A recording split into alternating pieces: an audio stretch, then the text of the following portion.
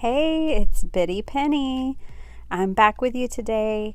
I'm going to show you what I did with those bits of paper. So if you saw my video of 5 cards with one die set and I was using the Spellbinders Kaleidoscope die, you probably saw all the leftover pieces, and I said we can still make some cool cards with these, and that's what we're here to do today. So these were the leftovers that I had, and I've done this before, so I kind of knew where I wanted to go. And I pulled out the ephemera pack from Tim Holtz. It's a botanical layers, and I adore these. I love florals, floral scents, floral images, so I have to have these in stock kind of all the time. All right, so that card there is kind of my sample of where we're going with this first card. I'm just using a different paper, same embossing folder. I'm cutting this down to 3.5 by 4 3/4 because I kind of just want to frame everything, and I still want to see some of that embossed paper in the background. So a little bit of this stuff is out of frame. I apologize. Newbies, amateurs. Anyways, so I'm just kind of laying this out, figuring out which of the ephemera pieces I want to use, and then how to showcase the little bits of paper around the ephemera. So I just think these are really fun. These are, cards for any occasion, really. At least the ones I'm using here today are, or the ones I'm making today. So I'm just going to place these around, and in this example I'm going to show you kind of how sometimes I glue things down just where they are. I try to just hold them roughly in the same spot where I originally laid them out, and I just glue them in place. In my next example, I'm going to show you the tried and true press and seal trick. So whatever works for you. You don't have any press and seal, maybe this will work for you. Maybe you've seen other hacks and tricks that even work better, and you could leave me comments below on what those might be. And yeah, so I'm just going to glue all this in place. This is a simple card, really. There's no intensive coloring or difficult skill here. You're just laying things around in a way that pleases your eye. And so I am going to pop up the center piece with some foam tape and adhere that down. And then I just need to put everything together. I'm going to put that on the embossed base, and then I'll bring in a card base to glue it all on top of. I like borders or frames around my cards. It's just something I started in the beginning when I started card making, and I've just always done it ever since. Very rarely do I make a card that goes the full length and width of the card base. It's just not typical for me. I love them. It's just not how I make a card typically.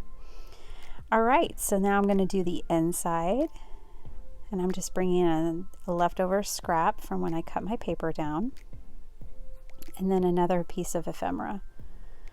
And again, I'm going to keep these blank without a sentiment, so I can pull them out for birthdays, misuse, thinking of you, hello, sympathy, whatever I want. So I'm just decorating, though, the inside to make it really look complete. Sometimes I use glue, sometimes I use double-sided tape. There is a method to my madness, and then sometimes there's just madness. And that's allowed in the craft room, at least in my craft room. All right, so that one is done, and I think it's lovely. It is much more busy than the first one, but I still like it. All right, so now I'm grabbing random pieces, and this is just a plain base of cardstock white, which is 4 1/4. Actually, it's 4 by 5 1/4. And I'm just laying these around. I wanted to use the big butterfly. trying to use different colors.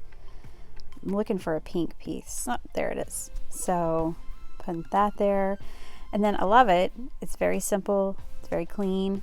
But I do want to add some splatter to it because I like splatter. Why not? So I'm going to grab my splatter box. Oh, first press and seal. Right. So got ahead of myself there. I'm going to press this down and really make sure that I have all those pieces clinging to that press and seal. Then I flip it over, I pull up my card base, and there it is. It's all stuck.